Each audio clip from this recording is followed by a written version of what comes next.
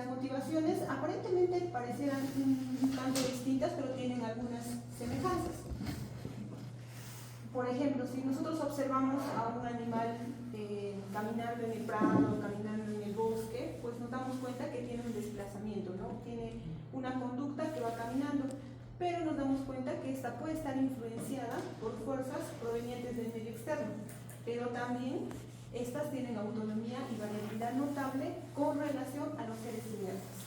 O sea, los animales también tienen un tipo de motivación, van hacia un objetivo, que puede ser, por ejemplo, atractores que atraigan su conducta o su motivación sea, por ejemplo, alimentarse, o peligros, escapar de esto.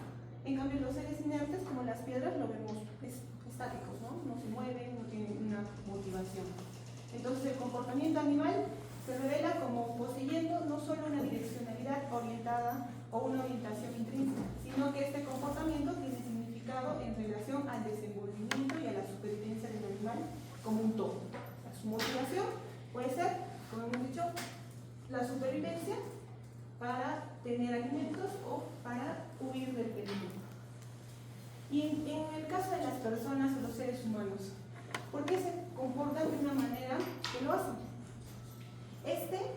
En el ser humano se ha visto que este juicio de conveniencia o disconveniencia no está determinado por el instinto, como la mayoría o los animales, ¿no? Sino que queda abierta a la libertad personal.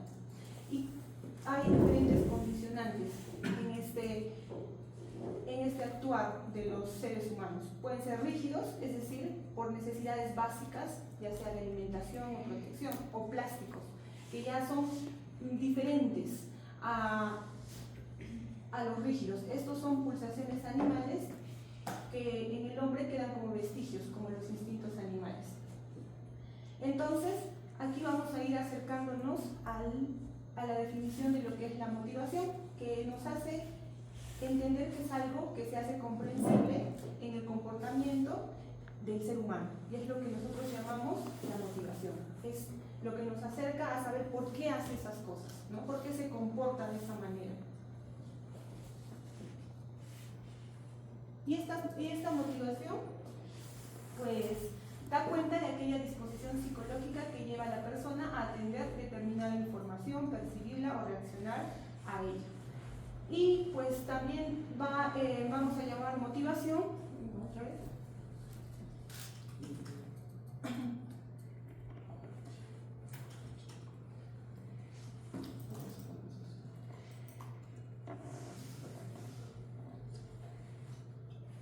me ha dicho que eso lo pasa conmigo.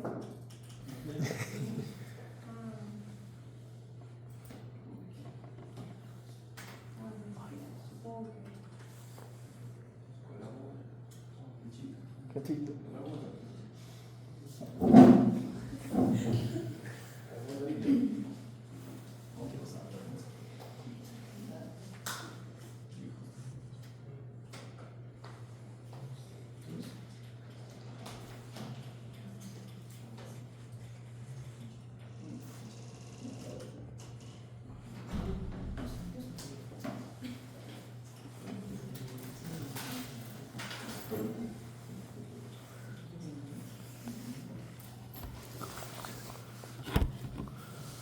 Una persona que actúa más o menos consciente en una dirección determinada.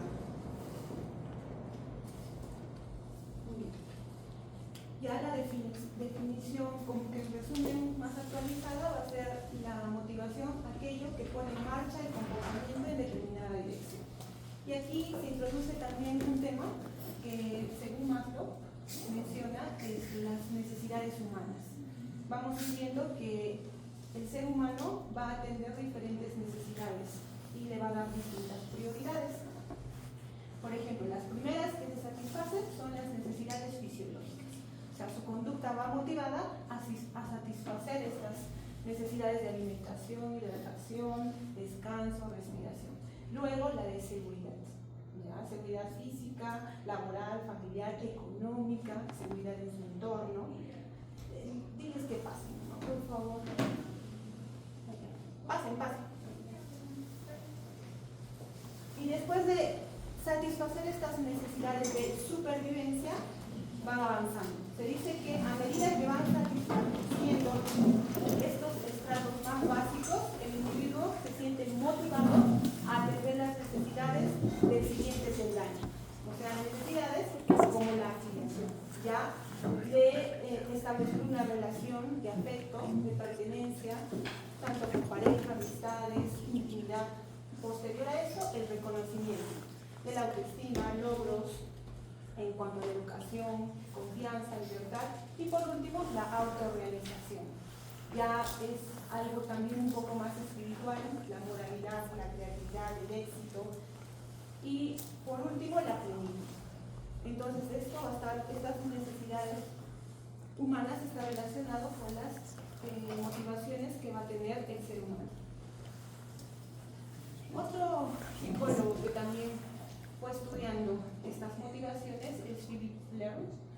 En 1936 hablaba de las motivaciones del hombre y mencionaba ya como una especie de clasificación. Había motivaciones que van a satisfacer lo biológico del ser humano, la vitalidad, que van a satisfacer el aspecto individual, el yo individual, lo social y lo trascendental.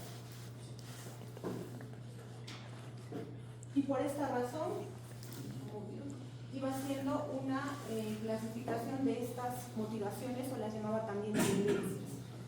Específicamente, con la vitalidad del ser humano estaban los impulsos a la actividad, es decir, todo lo que implicaba moverse como ser vivo. Luego también había otra motivación o tendencia al goce específicamente sexual, otra motivación o tendencia a la búsqueda de la experiencia. Esos todos en cuanto a la vitalidad. Al yo individual, también mencionaba que había una motivación o tendencia a la conservación individual, es decir, hay un impulso a asegurarse de los medios necesarios para vivir y defender su existencia.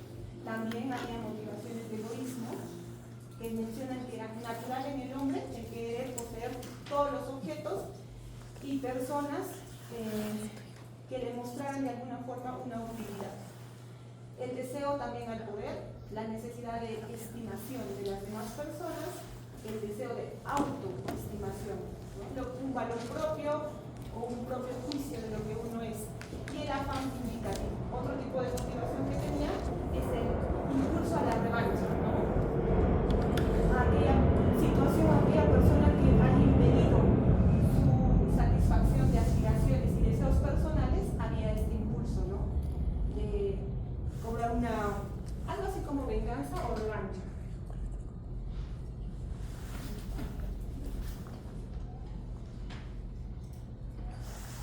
Ahora están las tendencias o motivaciones transitivas o de trascendencia. Estas eran ya lo más espiritual. En el ámbito religioso habían tendencias dirigidas al prójimo, tendencia a estar con otros, tendencia a ser para otros, o sea, dedicarse a las personas, tendencia creadora, el impulso a crear nuevas cosas, el deseo de saber, la tendencia amatoria, tendencia normativa y la trascendental, ¿no? El hombre intenta superar la fugacidad y relatividad del yo, buscando algo no subjetivamente de espacialidad y temporalidad. Esta más estaba dirigida a lo que son las religiones. O sea, él clasificó todas estas motivaciones en estos grupos.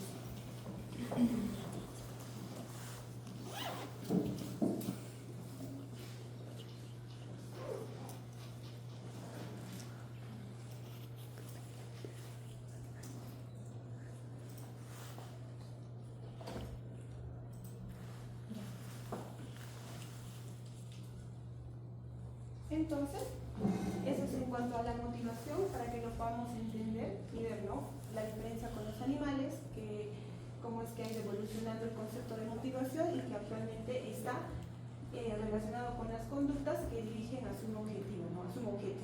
Lo hemos visto las diferentes clasificaciones de la motivación que hacía León acerca del yo, del transitivismo y hacia las demás personas, ¿no?, y también los vitales. Y vamos a diferenciar rápidamente qué es instinto e impulso. Un instinto se asocia más a la vida animal más que a la humana y se ha definido como una conducta estereotipada, invariable y rígida, en la que el animal no tiene clara la meta, y el futuro de que esa conducta va a acarrear. En cambio, el impulso es más cercano al ser humano, porque este es un comportamiento más complejo, pero determinado biológicamente, y suele ser también importante para la supervivencia de la especie.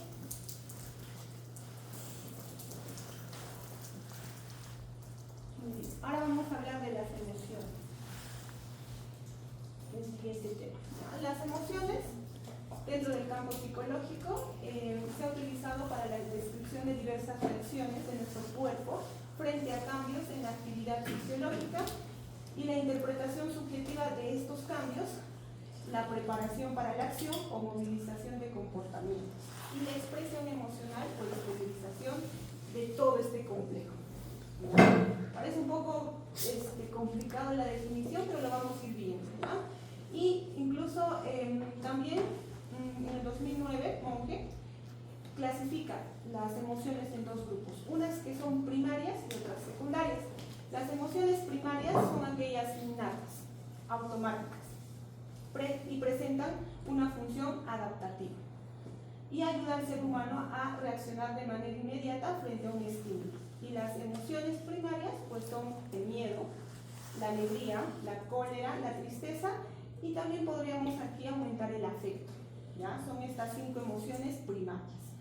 El miedo todos los conocen, ¿no? Nos ayuda a escapar de un peligro. La alegría, cuando algo nos agrada, nos gusta. La cólera, cuando alguien está pasando los límites o nuestros límites y pues nos genera la cólera. La tristeza, cuando perdemos algo o a alguien importante para nosotros. Y el afecto, que sería el recibir el cariño, el amor de un ser querido, ¿no? Para nosotros. Y las secundarias son aquellas emociones que ya son aprendidas, las cuales se desarrollan en base a la experiencia que va teniendo el ser humano, y están asociadas a las primarias. Y estas secundarias son, por ejemplo, el rencor, el odio, la ansiedad, la fobia, el pánico, la dependencia, entre otras. Es como que hay de base sí una emoción primaria, pero con todo lo que ha ido experimentando la persona o el ser humano durante su crecimiento.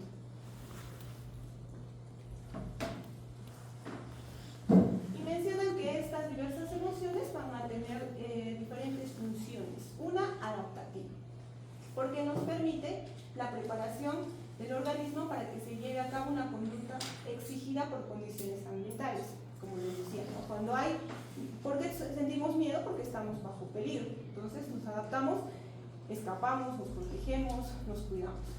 Y también tiene otra función social que nos permite que las demás personas puedan predecir el comportamiento que vamos a presentar. Es muy importante en los procesos de relaciones interpersonales, principalmente el afecto. Nos ayuda a tener una mayor relación social.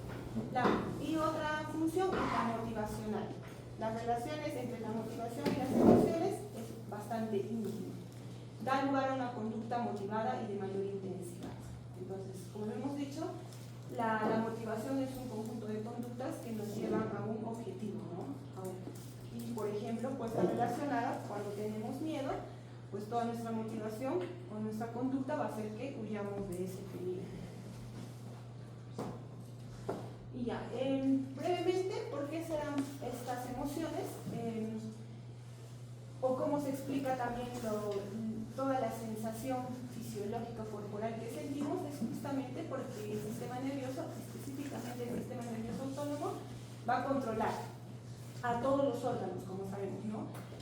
Menos a la musculatura voluntaria, eso no. Y entonces, cualquier situación que cause alguna emoción primaria o innata, o también las secundarias, va a haber algo que produce en nuestro cuerpo. Y esto va a estar mediado por el sistema simpático, ¿no? Cuando estamos frente a algo que nos asusta, como en la imagen, ¿no? Una serpiente, nuestro sistema simpático, ¿qué va a hacer? Va a actuar y va a generar aumento de los neurotransmisores como adrenalina y noradrenalina, y va a generar aumento de la presión, aumento de la frecuencia cardíaca, de la frecuencia respiratoria, sudoración, aumento del metabolismo basal, aumento de la glucosa. ¿Todo esto para qué? Para que huyamos, ¿no? Para que podamos correr del peligro. Pero cuando esta situación o este peligro pasa, ¿quién actúa? El sistema parasimpático. Empieza a regular todo esto para que nuevamente entremos en estabilidad. Baja la frecuencia cardíaca, no a lo normal, ¿no? También hace que estemos ya no sudorosos, más tranquilos, nos regulemos en cuanto a la temperatura y todo lo que necesite para estar estable. Bien. Hablando más de las emociones, también mencionamos, a diferencia de los sentimientos, las emociones pues cambian con rapidez. Además, estas emociones van a estar constituidas por un componente subjetivo, un componente conductual y fisiológico. ¿Qué menciona el componente subjetivo? Que hay diferentes formas o dimensiones de experimentar estas emociones. Hay emociones que son agradables y desagradables. De las agradables, de las que les he mencionado, sería la alegría y el afecto, ¿no? Porque nos causa una sensación de bienestar. En cambio, las desagradables o displacenteras, pues son la ira, el miedo y la cólera, ¿no? Estas no son agradables para nosotros. Otras también nos generan mayor atención, nos agradan, porque nos agradan, vamos hacia esa dirección, o nos genera rechazo. Otras emociones nos generan tensión y otras relajación. En cuanto al componente conductual, vemos que las emociones van a generar respuestas también en cuanto a nuestra expresión facial, gestos y acciones. Cuando uno está enojado, pues se nota en su rostro, ¿no? Frunce el ceño, arruga la frente, o incluso se pone colorado, está rojo, ¿no? Dependiendo. Y hace algunos gestos, ¿no? Uno que está enojado, pues empieza a cruzar las manos, está apretando los puños, ¿no? Cuando hay cólera. Entonces, vamos a ver que ese es su componente conductual. Y los componentes fisiológicos que hemos mencionado, ¿no? Que es el sistema parasimpático relacionado, que generan estas reacciones viscerales, motoras, neuropsicológicas, endocrinas, que hacen pues que se generen las diferentes formas de expresar.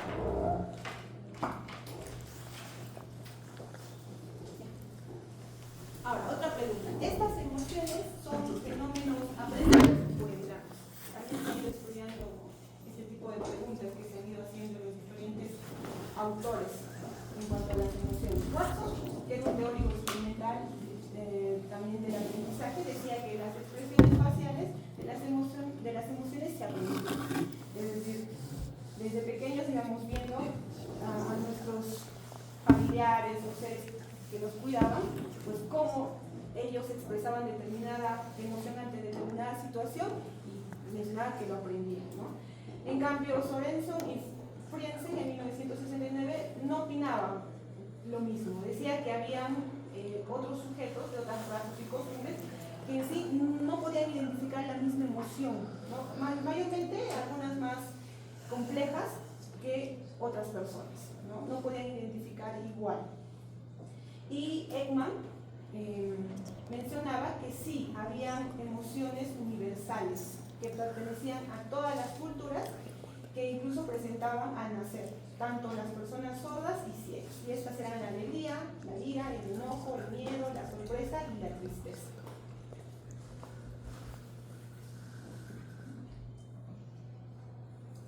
Y también encontramos las teorías de las emociones.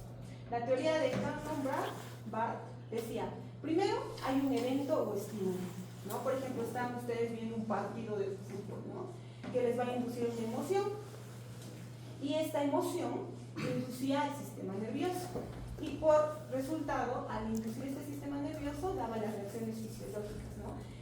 Estaban exaltados o felices de ver el partido y aumentaba el pulso, estaba más rápido, metía un gol y había mayor presión sanguínea y todo eso. Y en simultáneo, él decía que en simultáneo a estas sensaciones fisiológicas se generaban estos estados cognitivos subjetivos denominados emociones, o sea, al mismo tiempo. En cambio, James y Lange decían que hay un evento, ¿no? Por ejemplo, mirar una película de terror, y producía las reacciones fisiológicas, lo mismo, el pulso más rápido, mayor presión, sudoración, todo eso. Recién, cuando había conciencia de estas reacciones, da por resultado la búsqueda, ¿no?, de esta emoción. O sea, en el otro lado, al mismo tiempo se da. Un evento generaba la reacción fisiológica y en simultáneo generaba la emoción. Pero la teoría de James decía que no. Primero el evento, luego la reacción, y cuando había esa sensación de todas estas reacciones fisiológicas, recién se daba la conciencia de la emoción que generaba, ¿no?, esa situación. Y la teoría de Singer mencionaba que había un evento igual que inducía la emoción, por ejemplo, igual mirar una película de terror y producía un incremento en la activación, ¿no?, igual, fisiológica. ¿Y qué hacía la persona? Buscar qué es lo que le estaba causando en el ambiente externo, la causa. Y al determinar la causa, ¿no?, el miedo que estaba viendo la película, recién se generaba la emoción. O sea, y todavía esta dependía de la causa que elegíamos. O sea, de diferentes posibles motivos, y nosotros elegíamos, digamos, tengo miedo o tengo, por ejemplo, cólera. Y recién, según lo que elegíamos, la causa, podíamos generar esa emoción.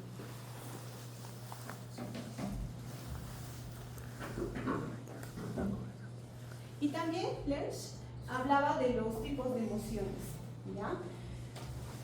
En forma general, habían emociones agrupados en cuanto a emociones de la vitalidad.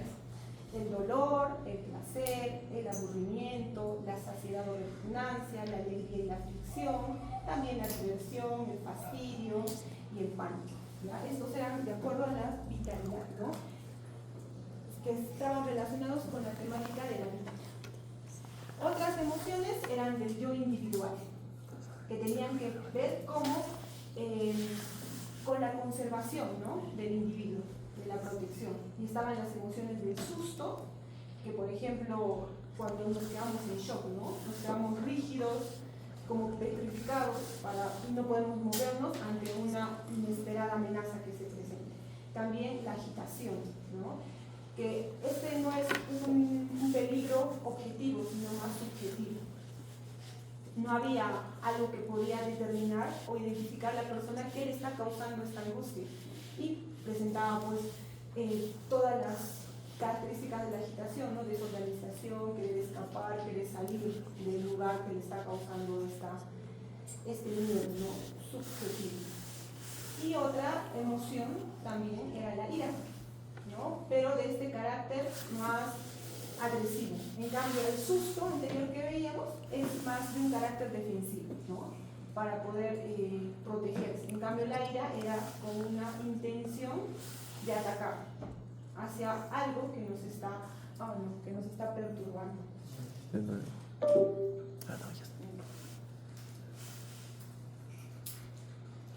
En cuanto a las emociones, de acuerdo a las vivencias del egoísmo, el deseo de poder y las necesidades de estimación, mencionan que este tipo de emociones eran el contento y el descontento, ¿no?, de acuerdo a la satisfacción de las exigencias que tenía la persona. También la envidia, los celos, el triunfo, la derrota, los halagos y el agrado. Otro conjunto de emociones, de acuerdo a la clasificación, en cuanto a las vivencias emocionales, el impulso vindicativo, el desquite, la alegría por el daño ajeno, como por ejemplo con el resentimiento, que lo conocemos más, y la gratitud, ¿no?, cuando estas personas satisfacen o no las necesidades de la persona. Y las emociones con relación a la tendencia a la autoestimación está las vivencias de inseguridad, de vergüenza, la estimación, el desprecio de sí mismo y el arrepentimiento.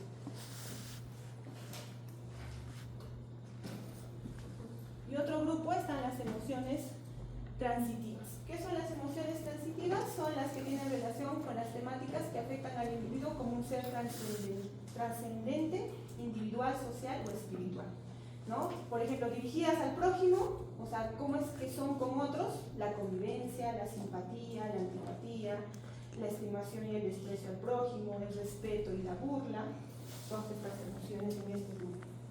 Y las de ser para otros, el sentimiento compartido, el amor al prójimo, el amor erótico y humano, la capacidad para amar y el odio a los semejantes.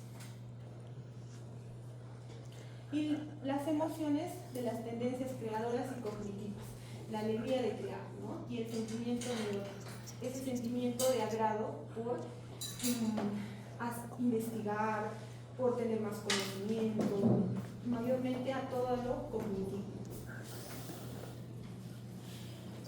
Entonces, con las emociones terminamos ahí. Como han visto, son una variedad, ¿no?, de emociones, pero mayormente, como han visto, esta clasificación serían como secundarias, porque las primarias son básicamente 5, ¿no? Y el sentimiento, o los sentimientos, pues la diferencia principal es que, por ejemplo, las emociones son pasajeras, son rápidas, en cambio los sentimientos son más duraderos. Por definición, el sentimiento, la palabra sentimiento deriva de la palabra latina sentire, que significa percibir por los sentidos. Sentimiento es lo que no es instinto, lo que no es pensamiento, lo que no es percepción, es decir, todo lo que no es una vida psíquica objetivable son sentimientos del estado del yo.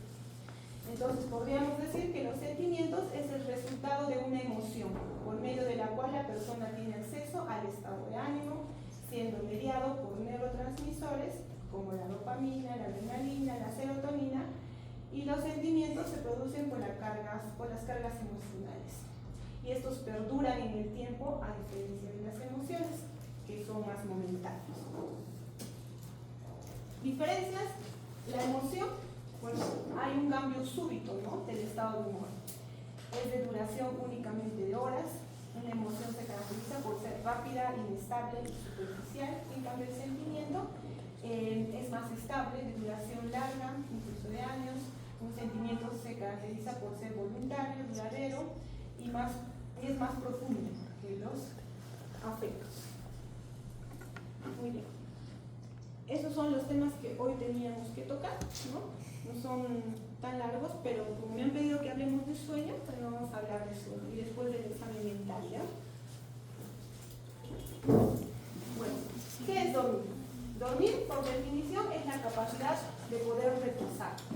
Con los ojos cerrados, es un estado inconsciente en el que se produce la suspensión de las funciones sensoriales y los movimientos voluntarios.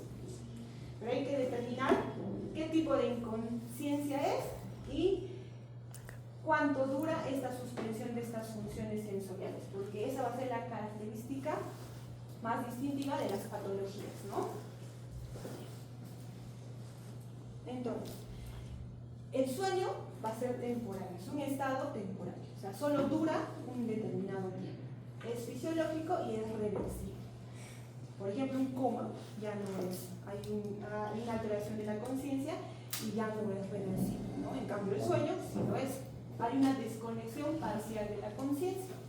Y la condición del sueño implica la posibilidad de ser despertados, cosa que no ocurre en las patologías, ¿no?, o en los estados vegetativos. El sueño, como ya lo habrán escuchado muchas veces, tiene diferentes fases, ¿no? Hay en global 2, pero cada este tipo de sueños tiene sus subfases.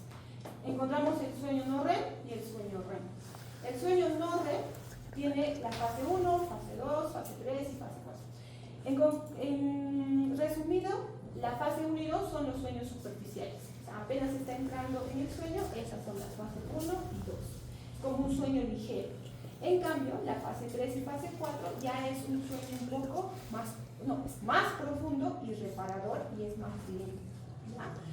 Es más profundo y esta es la que tiene mayor cantidad de tiempo del sueño. Va desde el 70 al 75% de toda la duración del sueño. En este caso, como es un sueño profundo y reparador, el tono vascular periférico desciende. La presión arterial también desciende, de 10 a 30%. La frecuencia cardíaca también desciende. Y el tono metabólico basal también. En cambio, en el sueño REM, que es más corto, en cuanto a toda la totalidad del sueño, va a estar desde un 25 a 30%. Este sueño se le menciona que es paradójico, porque a pesar de estar dormido, hay actividad encefálica. Cuando se hace la polisomnografía, vemos que hay actividad del cerebro a pesar que está en sueño, ¿no? La persona está durmiendo. Y esta se repite cada 90 minutos y dura de 5 a 30 minutos. Este sueño no es tan reparador, pero sí hay bastantes funciones importantes durante esta etapa del sueño. También aquí se dan los sueños que recordamos, ¿no? Las ensoñaciones, o sea, todo lo que recordamos de lo que hemos soñado, ¿no? Soñamos que estábamos volando, soñamos que estábamos escuchando la clase, no sé, eso es lo que recordamos y eso es lo que se da en ese momento del sueño, ¿ya? De toda la etapa del sueño, el sueño REM. Y dice que si la persona está más agotada, el sueño no REM es más largo y el sueño REM va a ser más corto o incluso ausente. Y aquí hay unas diferencias, ¿ya? En el sueño no REM y el REM. No es tan importante que lo sepan, sin embargo, para que lo tengan en cuenta, ¿no? En el sueño no REM, al igual que el REM, pues están acostados, es reversible, los ojos están cerrados. En cambio, la diferencia es que en el sueño no REM hay ligera reducción del movimiento o hay inmovilidad, pero en el cambio, en el sueño REM hay a veces sí esta inmovilidad, pero hay muchas veces estas sacudidas mioclónicas, ¿no? Que notamos en la persona que empieza a mover su mano o su pie cuando está durmiendo. Y otra diferencia es las ondas, ¿no? Por ejemplo, este es importante, el electrooculograma, que en el sueño no REM los movimientos oculares son más lentos, en cambio en el REM son más rápidos, y eso nos hace dar cuenta de la diferencia en cuanto a, vemos que la persona aparentemente está soñando, ¿no? Y está en su etapa REM del sueño, porque hay estos movimientos oculares. Y aquí también está. Entonces, la fase de sueño ligero, la fase 1, 2 y la fase 3, ya sueño más profundo, todos dentro del sueño no REM, y del REM, que es por los movimientos oculares rápidos. Ahora, aspectos del sueño de acuerdo al desarrollo. ¿Cuántas horas de lo normal deberían dormir de acuerdo a la edad? Y va disminuyendo, ¿no? A medida que la persona va creciendo, también la necesidad de dormir va disminuyendo en cuanto a horas. Los recién nacidos duermen de 16 horas al día y en la primera infancia de 3 a 5 años ya duermen 11 horas. La segunda infancia de 10 a 11 duermen 10 horas. Y en la vida adulta dormimos de 7.5 a 8 horas. Lo ideal, ¿no? Porque si dormimos menos de 6 horas ya no es reparador ni suficiente. ¿Okay? Y aquí dice, ¿no? El sueño REM y no REM en los recién nacidos es aproximadamente el mismo porcentaje. Pero cuando van creciendo, el sueño REM es el que se va disminuyendo. Ahora, algunas ideas importantes. Durante el sueño REM se presentan los sueños que habíamos dicho, los sueños vívidos, ¿no? También durante el no REM hay sueños, pero es como es tan profundo, no lo recordamos. En cambio, el de REM sí lo recordamos, ¿no? Todos los sueños que van pasando ahí, debido a que hay un aumento en la actividad cerebral. Y lo único que recibe el cerebro son estas imágenes sensoriales, ¿no? Y en la actualidad se tiene la hipótesis neurofisiológica que postula que los sueños aparecen debido al reprocesamiento de la información obtenida durante la vigilia. ¿Por qué soñamos? Posiblemente, según esta hipótesis, porque reprocesamos toda la información vivida durante el día en la noche. Y existe evidencia que durante el sueño REM se generan más proteínas para la integración de la información nueva con la que ya tenemos, ¿no? Con la existente. Ahora, esto es importante para ustedes. Que si uno estudia toda la noche anterior a un examen, sin dormir, sin tomar una siesta, lo más seguro es que al día siguiente se queden en lo que se llama quedarse en blanco. ¿no? Porque justamente no ha pasado por esta etapa del sueño REM, donde aparentemente, según las hipótesis, ¿no?, los estudios muestran que esa etapa es para que toda la información esté integrada en nuestro cerebro, pase a la memoria remota, ¿no? En cambio, si no duermen, pues no hay ese proceso. Entonces, aquí, para recalcar eso, las funciones del sueño. En el sueño no REM, que es el sueño lento, está relacionado con los procesos de defensa, con la secreción de hormonas de crecimiento.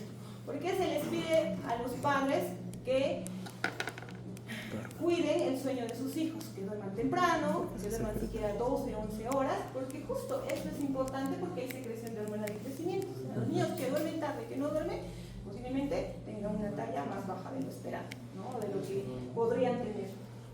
También hay en esta etapa aumento del cortisol y fenómenos de inmunidad. Incluso se ha visto genes durante el sueño que se reparan, que cuando no hay esta etapa pueden alterarse y presentar pues, alteraciones que produzcan cánceres, ¿no? Es muy importante el sueño. Y el sueño rápido, que es el sueño REM, está vinculado al almacenamiento de datos, ¿ya?, procesamiento de información y a los estados de ánimo. Entonces, nuevamente es muy importante que duerman, ¿no?, para que todo lo que han estudiado en el día se almacene. Ahora, los sueños y los neurotransmisores. El sueño y los neurotransmisores están muy relacionados porque cuando hay una alteración de la serotonina, por ejemplo, que mayormente se altera en los estados de ánimo, ¿no?, en la depresión y la ansiedad, también se altera el sueño, porque justo la serotonina pues regula el sueño, especialmente en la etapa REM. Entonces, al alterarse, también va a haber bastantes pacientes que mencionan, ¿no?, que no están durmiendo bien. También la noradrenalina está más ligada a la vigilia. Entonces, cuando hay una alteración de esta, pues también el sueño se altera. La acetilcolina también favorece la iniciación del sueño. Y la dopamina ejerce un efecto activador.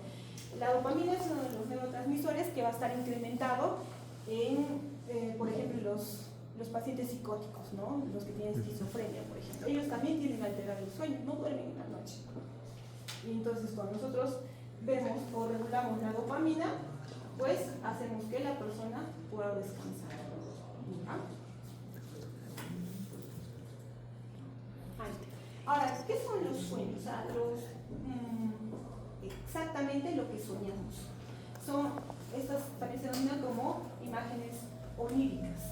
Son de carácter surrealista y esto habla que tienen fenómenos complicados de síntesis, desplazamiento y asociación que nunca reflejan una condición real, sino su procesamiento, su metabolismo, su regresión o su integración. O sea, ¿qué nos dice? Que aparentemente los sueños pues son sucesos o información que hemos tenido durante el día y en la noche están teniendo estos pasos, ¿no?, o estas situaciones de procesamiento, metabolismo, regresión o integración de toda esta información. Y incluso se ha visto que estos sueños, pues en las personas que son ciegas de nacimiento, ellos sueñan con lo que han percibido. Por ejemplo, empiezan a soñar imágenes auditivas, térmicas, sinestésicas, kinestésicas, de vibración o desplazamiento. Y en cambio una persona que sí ve, pues tiene estos sueños como imágenes ya visuales, ¿no? Como la mayoría, supongo, todos soñamos, ¿no?, con imágenes vívidas o reales. Y el sueño pasa como una película, ¿no?, como un film que va pasando delante de nosotros.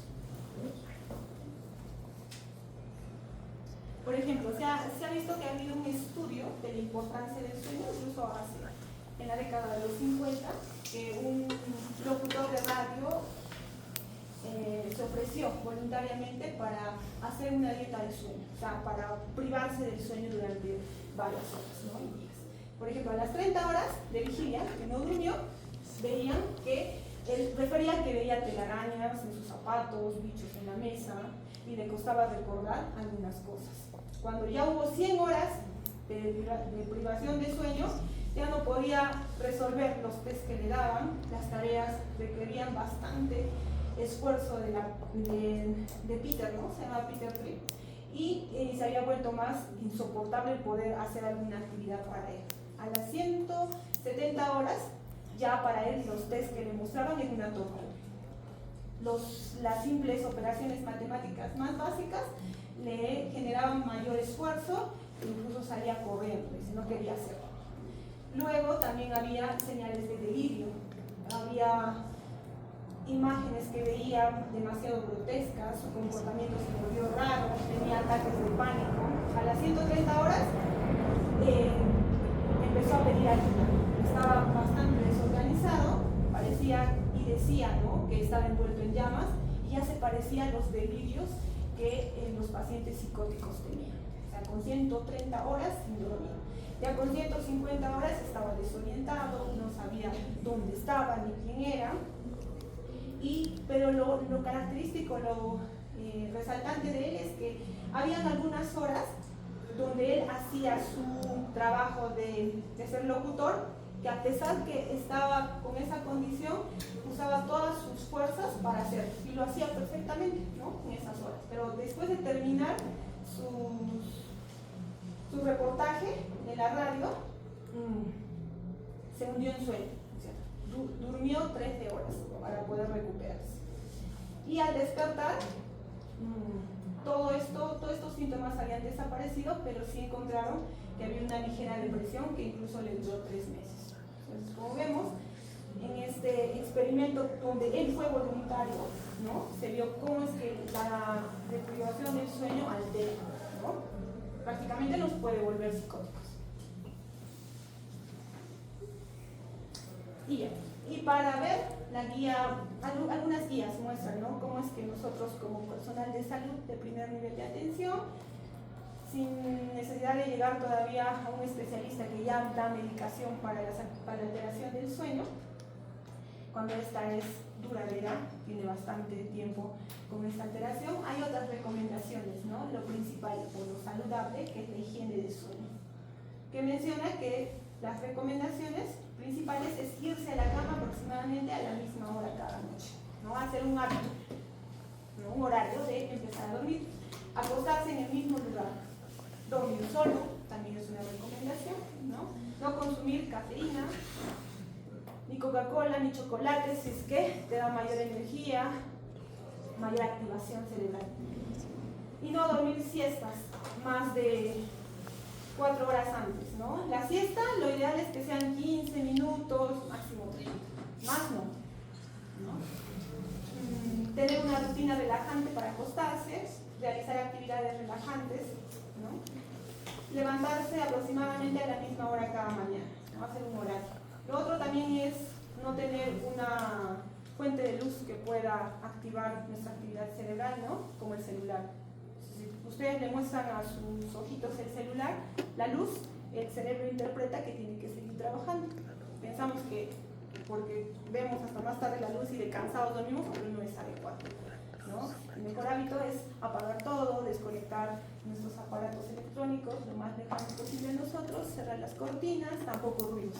Algunos duermen, ¿no? Dicen que duermen mejor con la música relajante. Sin embargo, también en la higiene del sueño mencionan que lo ideal es que haya un silencio completo, ¿ya? Y no recomendable usar la cama para actividades distintas a dormir, ¿no?, como hacer la tarea, como ver televisión, no es adecuado. Muy bien. Entonces, ahora vamos a hablar del otro tema que también me han pedido, ¿no?, del examen mental. Primero, me han comentado que ustedes están haciendo también sus prácticas, ¿no?, y están de alguna forma atendiendo o escuchando pacientes, ¿no?, en la visita médica, en la consulta. Entonces, pero antes de eso van a ir al baño, a lavarse la cara, ya, porque ya es una hora. Su atención posiblemente ya está muy disminuida. ¿Ya? Entonces, 10 minutos para que se distraigan y volvemos a empezar.